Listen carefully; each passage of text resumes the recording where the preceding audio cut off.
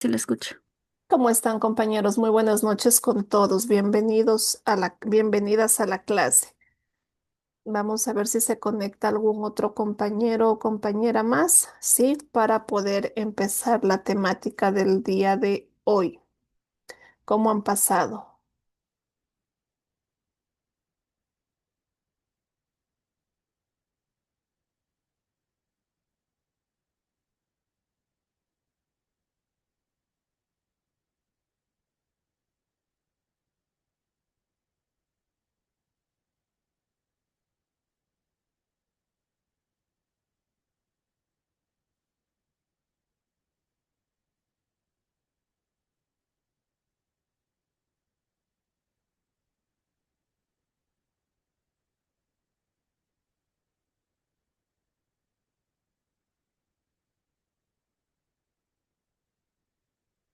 Ok, compas, vamos a empezar, ¿sí? La clase del día de hoy. Voy a compartir mi pantalla para empezar la explicación del día de hoy. Les pido por favor que ustedes me confirmen, ¿sí? Si se puede visualizar la pantalla. Ok,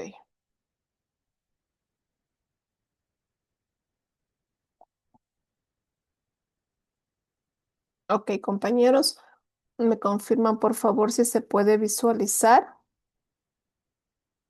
De magíster. Perfecto.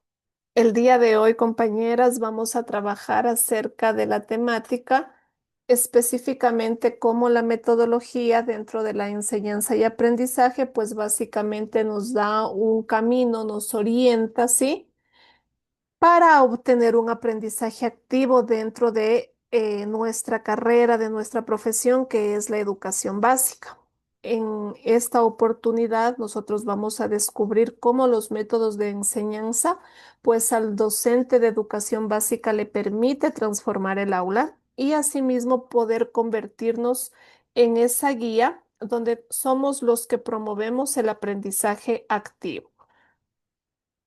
Por lo tanto, el día de hoy vamos a ver más más que aprender sería recordar los fundamentos teóricos, clasificar los distintos métodos que nosotros podemos utilizar dentro del aula y aplicar las estrategias con la finalidad de que nuestras clases sean bastante lúdicas, entretenidas, puedan ser conforme a la planificación y que podamos nosotros pues reconocer que todas esas experiencias que colocamos en la planificación a través de la buena aplicación de las estrategias, podamos obviamente pues cumplir con los resultados de aprendizaje esperados.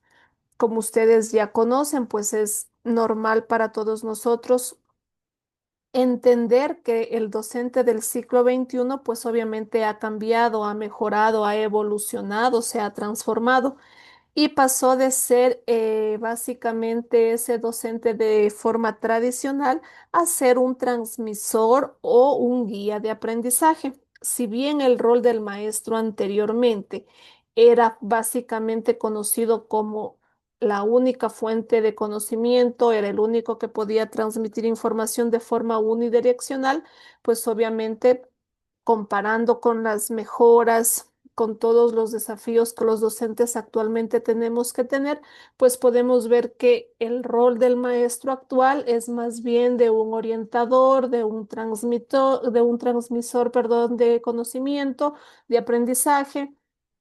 También nos convertimos en guías, básicamente, donde podemos construir poco a poco el conocimiento, pero siempre y cuando tengamos presente el desarrollo y obviamente podamos medir los conocimientos previos que tienen nuestros estudiantes.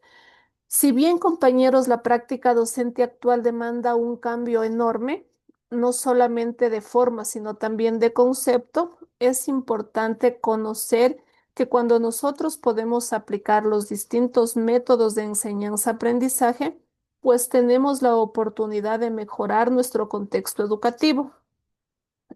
Básicamente lo que nosotros nos proponemos es poder dominar esta parte metodológica que nos va a permitir, pues obviamente, mejorar la dinámica de nuestras clases y centrarnos de mejor manera en cada uno de nuestros estudiantes. Ahora, nosotros ya lo hemos venido trabajando en temas anteriores. Ustedes también ya conocen bastante acerca de la palabra método porque ya se lo ha topado, se lo ha mencionado en las diferentes asignaturas. Por lo tanto, para recordar, nosotros debemos partir que la palabra método pues viene o proviene del griego, que significa o perdón, del griego metos, que significa camino hacia una meta. Esa es la definición de la palabra método.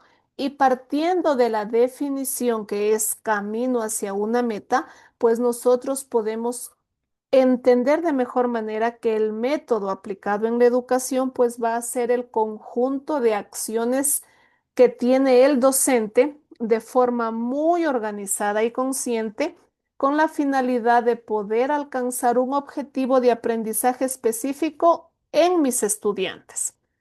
Asimismo, los métodos indican simultáneamente cómo enseñar y cómo aprender.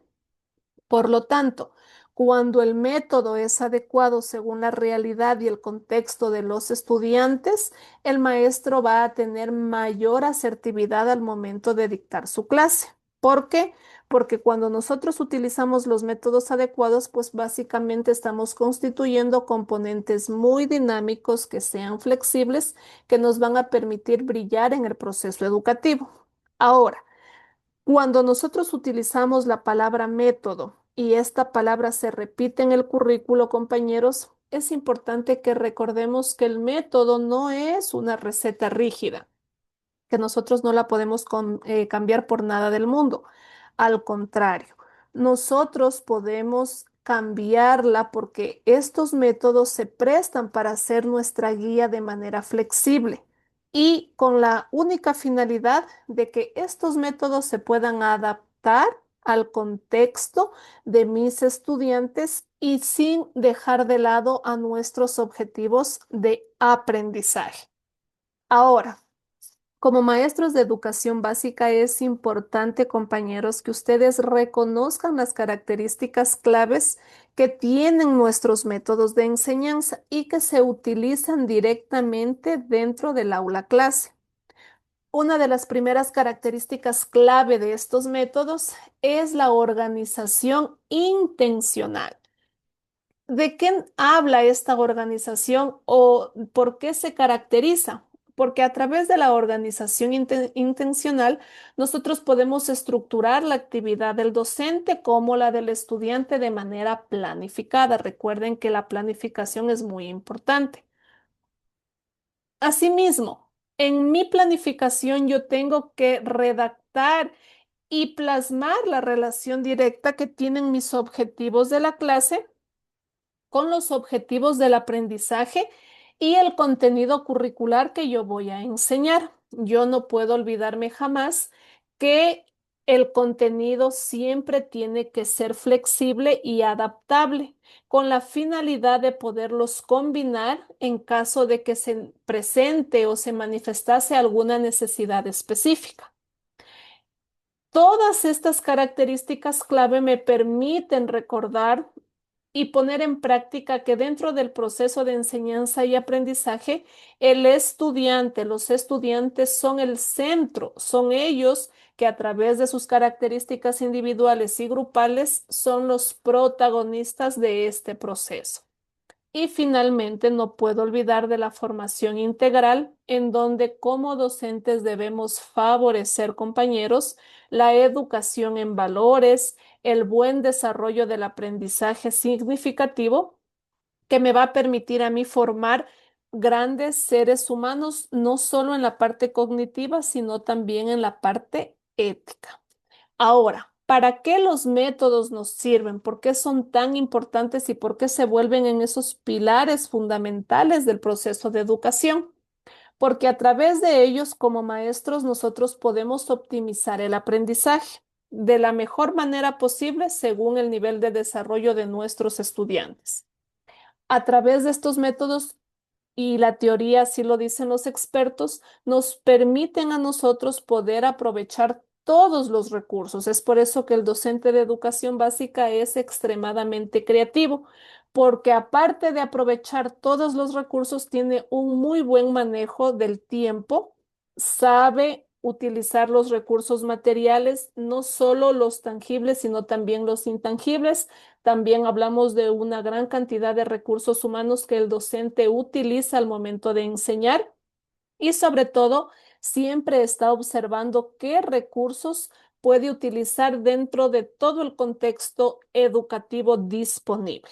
Ahora, dentro de la parte formativa y la parte social, a través de estos métodos nos permiten a los docentes poder adquirir esa relevancia social, ya que nosotros como maestros, pues obviamente estamos formando seres humanos y por lo tanto estamos entregando personas de calidad que van a contribuir con su formación integral para una sociedad, para un país, para el desarrollo de cada una de las ciudades en donde nosotros tengamos la dicha de trabajar en esta profesión tan hermosa. Y finalmente, en el enfoque sistémico, que nos permite pues relacionar toda la parte teórica con los procesos que ya se plantean en la vida real, en el sistema educativo, de verdad, como me decía un compañero en otra clase, ¿sí? A través de estos principios, nosotros podemos enfocarnos, compañeros, en tres formas en cómo el razonamiento se clasifica. Y según la forma del razonamiento, pues nuestro texto base nos dice que esta forma de razonar que tenemos las personas, nosotros las podemos identificar en tres métodos. Y los tres métodos son los métodos que nosotros ya hemos venido trabajando, que ustedes ya conocen, incluso varios de ustedes quizás ya los aprendieron, algunos de ellos en el mismo colegio, ¿sí? Entonces, según la forma del razonamiento, nosotros podemos encontrar tres métodos. El método deductivo, el método inductivo y el método analógico, ¿sí? Cuando estamos hablando de un método deductivo, el método deductivo, como su palabra lo dice, deductivo, va de lo general, de lo amplio, a lo particular. Aquí el docente presenta primero la regla, luego presenta el principio o la teoría que va a abordar y luego los estudiantes son los que se encargan de aplicarla básicamente a esta teoría en casos específicos. Un ejemplo que se aplica dentro de estos métodos en la práctica de la educación básica. Primero explicamos una regla ortográfica. Vamos a suponer el uso de la B y luego realizamos ejercicios de aplicación con palabras concretas. Ahí nosotros estamos aplicando el método deductivo, porque primero vamos de lo general a lo particular. En el segundo caso de método inductivo, es lo contrario al deductivo. Va de lo particular, de lo macro, por así decirlo, hacia lo, perdón, va de lo particular hacia lo general. Y en este caso, nosotros podemos observar casos 100% específicos que se basan en experiencias concretas para luego deducir o concretar reglas o principios generales. Un ejemplo que se presenta en nuestra carrera puede ser el siguiente: analizar varios textos con palabras que lleven tilde y luego descubrimos juntos básicamente las reglas de acentuación. Las reglas de acentuación, ustedes ya saben que son agudas, graves, esdrújulas, sobreesdrújulas a esa temática, ¿sí? Por lo tanto, el método deductivo, el método inductivo, nos permiten también tener conocimiento del último método que se puede evidenciar como es el método analógico. El método analógico, compañeros, pues es aquel que compara situaciones, fenómenos, conceptos similares con la finalidad de mostrar más bien estas relaciones que se tienen. Un ejemplo claro podría ser comparar la estructura de una familia con la de una comunidad para poder explicar las reglas o normas de convivencia. Estos tres tipos de métodos nosotros los podemos identificar en varios casos de enseñanza dentro de nuestra carrera de educación básica. Sí, compañeros, está clara, quedó clara la clasificación de las formas del razonamiento a través de los tres métodos, compañeros.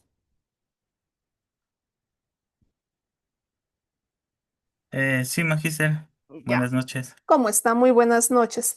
¿Alguien tiene alguna pregunta tal vez? ¿Hasta ahí? Perfecto, compañeros. Avanzamos entonces de manera puntual. Ahora, seguimos. Avanzo con la presentación. Esa es la primera clasificación según el conocimiento, ¿sí? Dicho esto, perdón, según las formas de razonamiento. Ahora, la segunda forma de clasificación que el autor de nuestro texto base nos menciona es que según la organización de la materia y la relación que tiene esta materia, es decir, con la realidad que nosotros podemos visualizar a través de los órganos de los sentidos, nosotros podemos organizar la información o el contenido de la siguiente manera. La podemos organizar por dos formas: por el contenido o por su relación con la realidad. Si nosotros la organizamos por el contenido, pues estamos basándonos en la lógica de la disciplina, en donde estamos siguiendo el orden tradicional, ¿sí? Y específicamente lo estamos relacionando con el contenido académico. También podemos clasificarlo dependiendo de los intereses o necesidades de cada uno de nuestros estudiantes, siempre favoreciendo la motivación en el desarrollo de sus habilidades. Mientras que cuando lo relacionamos con la realidad, pues obviamente aquí ya estamos utilizando un método simbólico en donde a través del buen uso del lenguaje oral o escrito, pues estamos básicamente permitiendo el desarrollo de esta información. Y el método intuitivo, que utiliza estas experiencias directas, que van a ser actividades netamente prácticas con la finalidad de poder tener un buen contacto vivencial entre la realidad que nosotros podemos percibir y a través de estas experiencias que ingresan por los órganos de los sentidos, sí, nos permitan construir nuestro propio conocimiento y lo podamos relacionar con los contenidos o con la parte cognitiva que nos enseña el maestro, que podemos leer en un texto. Estas dos formas, compañeros, de clasificación nos permiten identificar a dos tipos de estudiantes dentro de nuestra aula clase: el estudiante pasivo versus el estudiante activo. ¿Cómo los puedo diferenciar? ¿Cómo los puedo reconocer dentro de clase? Recordemos que los docentes, pues obviamente vamos a estar siempre en contacto con nuestros estudiantes. Por lo tanto, el docente es el absoluto protagonista del proceso educativo.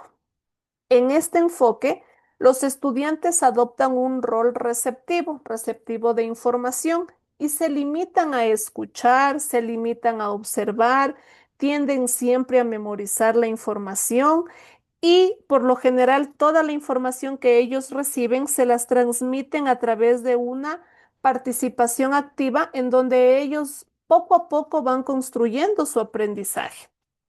Cuando el docente se basa en este tipo de clase y el desarrollo del estudiante se vuelve de esta manera, pues nosotros básicamente estamos utilizando un método pasivo y estamos formando un alumno también de esas características, pasivo. Por lo tanto, la limitación de este método pasivo le la dificultad que se presenta o que se ha podido evidenciar es que básicamente se reduce mucho la motivación, se dificulta mucho el desarrollo del pensamiento crítico y las habilidades que actualmente se requieren, que son habilidades netamente activas, pues para el siglo XXI también se ven bastante reducidas. Mientras que el método activo se ve o se percibe una realidad totalmente diferente. Aquí ya no es el docente el absoluto protagonista del proceso educativo, sino es el estudiante quien se convierte en el verdadero protagonista. Es el que participa activamente, el que investiga, el que levanta la mano, el que quiere experimentar, el que quiere proponer, el que quiere buscar posibles soluciones, el que reflexiona, el que construye sus propios conceptos a través de su propia reflexión, a través de la parte crítica de su docente, de sus compañeros. Se lo ve totalmente con un buen desarrollo en la parte de su autonomía, tiene muy buen desarrollado su pensamiento crítico y habilidades de investigación bastante favorables. Por lo tanto, cuando dentro de nuestras aulas clases nosotros decidimos cambiar el método pasivo por el método activo, pues básicamente estamos no obteniendo una limitación, sino más bien una ventaja, porque estamos favoreciendo al aprendizaje profundo, al aprendizaje significativo y los estamos preparando realmente para desafíos de la vida real, ¿sí? Dicho esto, nosotros, a través de estos métodos, podemos llegar a la conclusión de cómo la sistematización y la aceptación del conocimiento nos permiten generar mejores profesores, mejores docentes dentro de nuestro contexto educativo. ¿Por qué? Porque a través de la sistematización del conocimiento, compañeros, cuando nosotros entendemos qué es el método, y cómo el método puede ir desde una parte global hacia un método especializado. Y cuando nos referimos a un método global, pues estamos haciendo énfasis en todas las áreas del conocimiento, siempre favoreciendo a la visión integral que como docentes tenemos.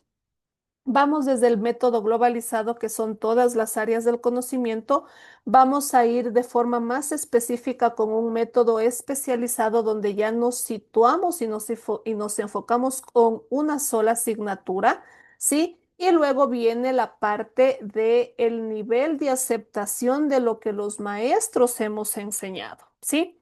Por lo tanto, cuando nosotros ya tenemos una percepción de lo que nosotros enseñamos, podemos entender que existen dos métodos para poder evaluar todos los contenidos curriculares que nosotros hemos enseñado y también todas las habilidades que hemos podido desarrollar en nuestros estudiantes. Por esta parte viene el método dogmático y el método heurístico, ¿sí? El método dogmático, básicamente aquí el estudiante debe aceptar y memorizar todos los contenidos sin cuestionarios, basándose 100% en la autoridad del docente o en el texto, ¿sí? Básicamente, la educación de años atrás, pues, se enfocaba muchísimo en este método dogmático. Actualmente podemos entender que el método heurístico o por descubrimiento es el método que realmente funciona, ya que los estudiantes, está verificado, hemos descubierto que aprenden de diferente manera, su cerebro madura en diferentes edades también, no todos comprenden y captan igual pese a que puedan tener la misma edad cronológica, pero su madurez cognitiva no es igual.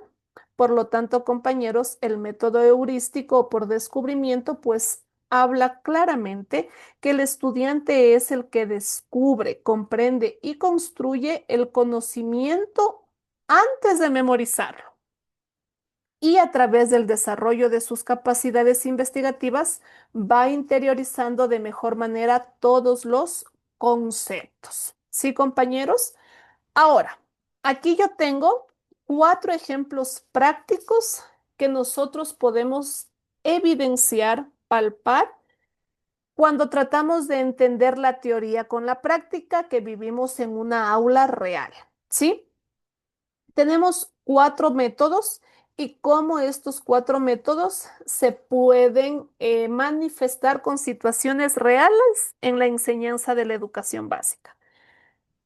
Si ustedes recuerdan el método inductivo, ¿alguien me recuerda qué era el método inductivo? ¿De dónde a dónde iba?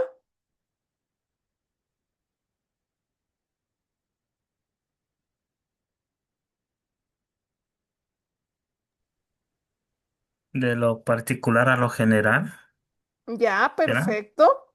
Muy bien. Tomando en cuenta lo que nos dice nuestro compañero, sí, el método, vamos con el método primero inductivo, ¿sí? El método inductivo permite que los estudiantes observen las diferentes plantas del patio escolar, dibujan lo que ven y registran características comunes. Y a partir de esta experiencia concreta, pueden construir, perdón, colectivamente el concepto de partes de la planta y sus funciones. ¿Sí? Ahora, si nosotros nos vamos hacia el método activo, nosotros tenemos el siguiente ejemplo. Organizar debates sobre temas de interés para los niños, trabajos grupales de creación literaria y proyectos de escritura colaborativa, donde los estudiantes investigan, discuten, crean y presentan sus producciones ante la clase, ¿sí? Aquí nosotros podemos ver que en la asignatura de ciencias naturales, a través de la actividad y la planificación, estamos utilizando un método inductivo. En la asignatura de lengua estamos utilizando, en cambio, un método activo en donde se va a organizar debates. Si nosotros lo queremos también vincular, relacionar con proyectos integradores, se puede hacer y podemos utilizar el método globalizado a través de un proyecto sobre nuestra comunidad que integre las asignaturas de lengua, matemáticas, sociales y arte. Dentro de lengua, pues vamos a encontrarnos con, ¿qué vamos a utilizar? Perdón, entrevistas y textos. En matemáticas vamos a utilizar estadísticas de población, en sociales la historia local y en arte las representaciones. Todas estas se van a vincular, se van a relacionar para poder trabajar todas las áreas desde un tema central significativo que hace referencia a la comunidad. Mientras que en la asignatura de matemáticas podemos probar el método heurístico, en donde a través de un problema real podría ser repartir equitativamente materiales entre grupos. Los vamos a guiar con preguntas dirigidas para que los estudiantes descubran por sí mismos el concepto de división, cómo lo pueden descubrir por sí mismo al concepto de división a través de la repartición. Y cuando ellos comprenden que la división es la repartición en partes iguales, pues estamos construyendo por sí solos la parte del algoritmo formal de la división. ¿Está claro, compañeros, cómo se aplican los diferentes métodos en las diferentes asignaturas de la carrera de educación básica?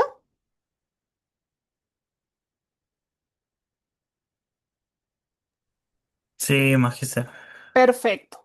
Ahora, ¿cómo nosotros, compañeros, conectamos todos estos métodos en relación a nuestra carrera de educación básica? ¿Para qué le sirve al docente específicamente? Saber elegir, compañeros, el método más adecuado según el objetivo de aprendizaje y las características del grupo, ¿sí? ¿Para qué más nos sirve? Para evitar caer en clases monótonas, repetitivas y poco motivadoras. ¿Y para qué también nos sirve? Para poder mejorar sustancialmente la calidad del aprendizaje de nuestros estudiantes, ¿sí? Ahora, ¿cómo yo lo aplico en el aula? ¿Cómo combino estos métodos? ¿Cómo los elijo? ¿Cómo sé cuándo utilizarlos y por qué? ¿Cómo aplicarlos en las diferentes asignaturas? Es sencillo. Primero, es importante que recuerden que cuando nosotros combinamos inteligentemente todos estos métodos tradicionales y activos, podemos mejorar cada una de las situaciones que tengamos en el aula real. pero lo importante es tener presente la teoría para poder llevarlo a la práctica. Es importante también, compañeros, que al momento de poder aplicarlo, consideremos siempre las características psicoeducativas de los estudiantes, ¿sí? Y no podemos olvidarnos de recordar que estos métodos siempre son flexibles. Nuestros métodos van a ser siempre versátiles, tanto con la parte del contenido curricular y sobre todo con el contexto que se desarrolla, se vive, se palpa dentro del aula. Cuando yo entiendo para qué nos sirven estos métodos a los docentes, cuando tengo ya la idea clara de cómo se lo aplica en el aula, es importante también que yo tenga clara tenga claro el panorama acerca de las competencias que desarrollan estos métodos al momento de utilizarlo en cada una de mis asignaturas. ¿Qué competencias desarrolla? Pues obviamente voy a tener una planificación pedagógica rigurosa y fundamentada, es decir, ustedes van a tener, perdón, un buen documento de planificación. Recuerden que la planificación es su documento formal.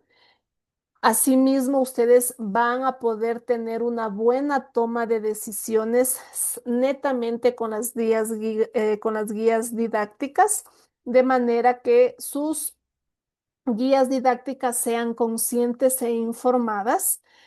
En esta parte de utilizar de manera correcta los métodos, los docentes básicamente despiertan toda esa creatividad e innovación educativa que a veces tiende a olvidarse. Por lo general, la creatividad y la innovación van a permanecer, se van a desarrollar de buena manera y obviamente pues nos van a permitir orientar de manera eficaz nuestros aprendizajes a cada uno de nuestros estudiantes. ¿Sí? Ahora, quiero que de manera conjunta trabajemos esta actividad. Quiero ver cuántos compañeros estamos para poder realizar el trabajo grupal. Ya, estamos básicamente. Ok, a ver, déjenme ver. Ya, estamos 9. Sí, 9 compañeros, ¿sí? ¿Qué es lo que vamos a hacer? Vamos a trabajar en una actividad grupal. Vamos a hacer solo 3 grupos. ¿Qué es lo que ustedes van a hacer? Van a seleccionar una clase, compañeros, puede ser de cualquier asignatura, la que ustedes decidan, lengua, mates, sociales, naturales, inglés, ECA, la que ustedes deseen. Van a analizar un método que hemos mencionado el día de hoy. Ustedes van a analizar cualquiera de ellos y nos van a mencionar cómo lo están empleando en esa clase. Y luego van a determinar si se trata de un método activo o pasivo. Y finalmente, pues, ustedes proponen en caso de que consideren alguna mejora. ¿Sí? ¿Está clara la actividad, compañeros?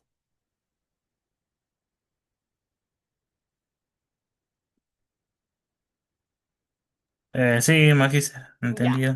perfecto. Entonces voy a crear 3 salas. Ya, listo. Abrimos todas las salas para poder trabajar. La sala 1, Mari Carmen con Mario Orellana y Richard. La sala 2, Enid, Janela y Neisser. Y en la sala 3 se van a ubicar Nati y Rosa. ¿Ok? Vamos a darnos 10 minutos, que creo que es el tiempo prudente, para luego poder conversar y proponer sus hallazgos. ¿Ya? Richard, si nos ayude a unirse, por favor, a la sala 1.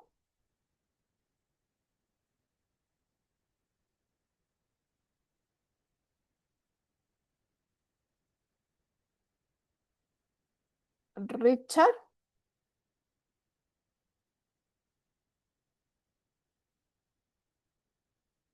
Richard, ¿cómo estás? ¿Sí me escucha?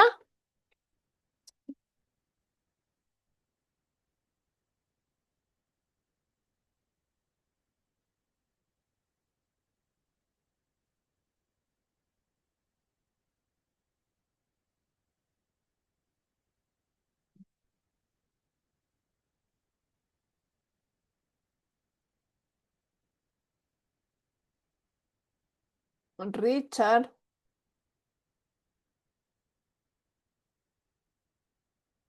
Ok, Richard, recuerde por favor que se tiene que conectar a la sala. Oh, ya se conectó, perfecto.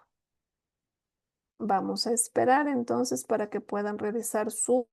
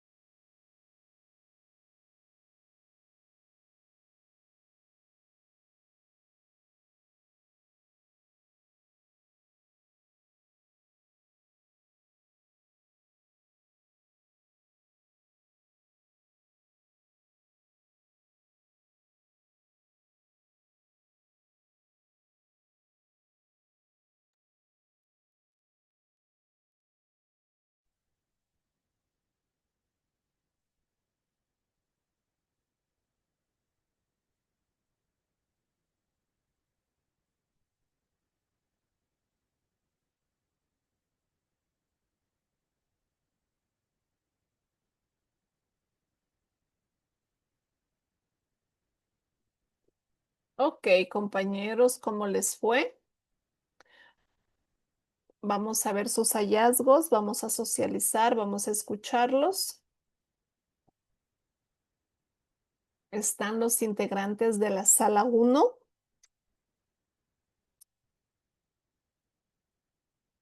Mari Carmen y Mari están por aquí para que nos ayuden con sus hallazgos. Magíster, el compañero ahorita nos va a ayudar. ¿Ya? Richard, no sé si estás por ahí. Se desapareció Richard. Sí, Richard no está conectado. Quizás tuvo problemas con su conectividad.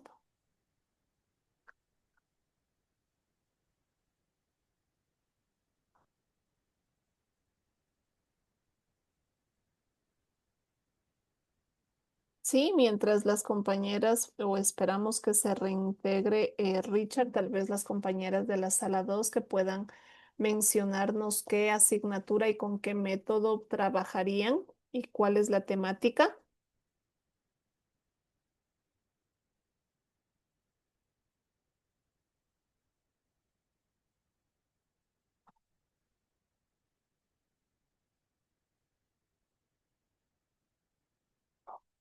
Sala 2,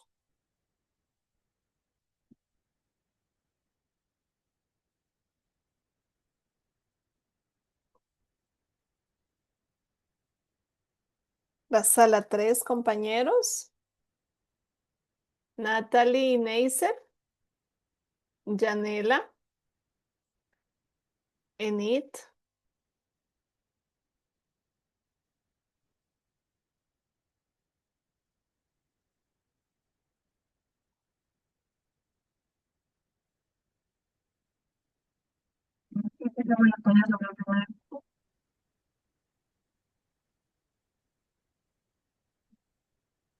Díganos, Mari.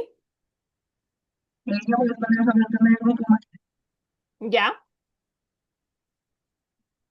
Nosotros escogimos la asignatura de ciencias naturales Ok, con con el método deductivo, ok, en donde el sistema es los ecosistemas, donde nos llevaríamos a los estudiantes se podría decir a la salida de campo, que ellos debaten la realidad, y en base a eso también investiguen en los videos cortos, en donde el método sería metodológico. Eso, maestra. ya, perfecto, Mari Carmen, correcto, los compañeros de la sala uno, la sala 2, Rosa y Neisser, ya estamos con la sala uno, la sala 2, Enid, Janela y Neisser, perdón. Neisser está por ahí, tal vez, Enid. Magíster, nosotros de la sala 3 Ok, con la compañera Natalie Priscila, Nati, ya, perfecto, Rosita, ya bueno, nosotros elegimos la asignatura de ciencias naturales ya, con el método de descubrimiento, ok, con el método activo, ya, perfecto, donde con el tema de la germinación de una semilla. ok, ya, perfecto. Esa sería la temática en donde la van a aplicar, ¿verdad? Sí, Sí, magíster, elegimos esta temática porque consideramos que es la adecuada para lo que es un proceso de germinación, lo cual tendríamos lo que es una observación directa. Nosotros como docentes, pues, eh, podría decir que vamos viendo lo que es cómo ellos registran los cambios de, ejemplo, de una planta de frijol y ellos van anotando su desarrollo, cómo va creciendo las hojas, y así sucesivamente. Y nosotros ahí, verificaríamos lo que es la capacidad que tienen los estudiantes para escribir, explicar cada etapa del crecimiento y de esta manera, pues ellos no aprenden solo teoría, sino que también fortalecen lo que es la observación, como lo mencionaba la compañera, y un aprendizaje significativo. Ya, perfecto, súper bien el enfoque. Muy bien, compañeros. Tal vez alguien del grupo número de la sala 3, perdón. Perdón, de la sala 2, porque ya participaron las dos compañeritas de la sala 3. Los compañeros de la sala 2, tal vez por ahí. Bueno, en lo Buenas Bueno, noches, Magis. díganos. Sí, Neisser, lo escuchamos. bueno, en lo personal yo hice sobre el método inductivo, el método activo, que es sobre Ya, el tema en ciencias naturales, sobre la flotabilidad de los cuerpos, ok. en donde se puede observar que los objetos flotan en el agua. Y en esta se pueden mejorar, se pueden hablar sobre la densidad y para poder incluir una muestra más variada en estos materiales, sobre la materia, y qué más sería los metales y algo de los plásticos. Ya, perfecto. Ok. Muy bien, Neisser. Sí, compañeros, la idea es esta, que ustedes a través del expertise como docentes puedan tener esa libertad, pero sobre todo ese conocimiento que al momento de emplear los diferentes métodos, los resultados de aprendizaje dentro de las planificaciones que ustedes van a tener que detallar sean logrables, sean medibles y sobre todo que ustedes también disfruten de una buena práctica docente, ¿sí? Gracias por cada uno de sus aportes. Dicho esto, pues voy a avanzar con la presentación, ¿sí? Para ir cerrando la temática del día de hoy. Dicho esto, compañeros, gracias a la participación suya también, es importante mencionarles ya para ir cerrando nuestra clase que no existe un único método correcto. Nosotros tenemos esa libertad, esa bendición de tener una riqueza enorme que podemos básicamente, como quien dice popularmente, ¿sí? Nadamos como peces en el agua. Al momento de elegir todos estos diferentes métodos para poder enriquecer nuestra práctica docente de manera múltiple. Entendemos que los métodos son diversos. Es importante nada más saber cuándo y cómo aplicarlos con la finalidad de poder entender que toda la metodología es una fortaleza estructurada que debe constar en nuestra planificación. Las estrategias metodológicas, compañeros, no son debilidades, son nuestras herramientas y debemos utilizarlas como tal. Asimismo, recuerden que nosotros como maestros nos convertimos en personas estratégicas, ya que podemos combinar los diferentes métodos con los objetivos y resultados de aprendizaje para poder obtener estudiantes de buen nivel, estudiantes felices. Asimismo, el objetivo de aprendizaje de nuestras clases siempre debe enfocarse en las metodologías activas y metodologías significativas. Y recordemos que nuestros estudiantes deben ser los protagonistas. Finalmente, compañeros, no está de más recordarles que los métodos son herramientas flexibles que deben adaptarse siempre, siempre se adaptan a nuestro contexto en el cual los docentes nos desenvolvemos.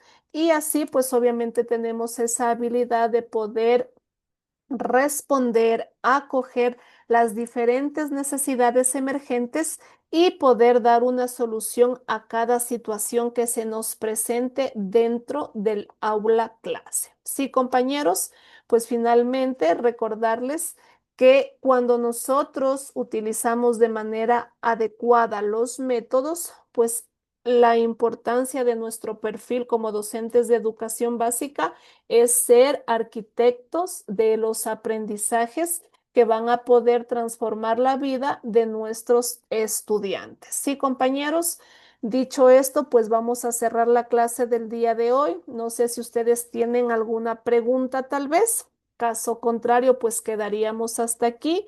Que tengan ustedes una linda noche. Pasen todos muy bien. Dios mediante nos vemos la siguiente semana.